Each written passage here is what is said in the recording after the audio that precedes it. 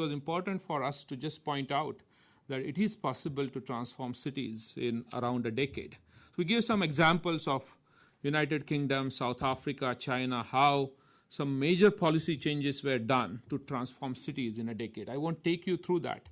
But what we found that whether it was a presidential form of democracy, whether it's a parliamentary form of democracy, whether it's communistic China, or whether it's any other political formation, the nuts and bolt lessons for cities were all the same, which was quite important for us to understand and now to communicate through this report. And these 7 or 8 lessons are quite important. I'll just very quickly go through them. I mean, these are the sort of what I call nuts and bolts best practices. And I don't have to tell you, but almost on every of these parameters, India currently fails this particular test. So therefore, on one side, as you start looking at the from to for India, it starts becoming quite clear.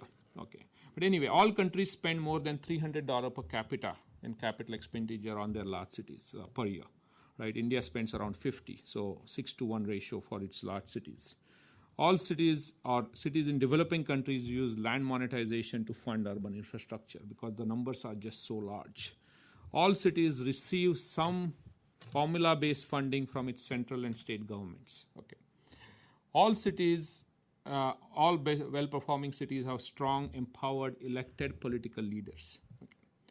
All large cities have metropolitan structures, not just municipal structure, not the ward-based structure alone, but a metropolitan structure, which is what New York also has. All have evolved urban planning systems, and most cities have moved towards an agency structure to service delivery. The reason for putting all this together at one place is that we're beginning to see what will be the potential solutions that are emerging based on examples from around the world.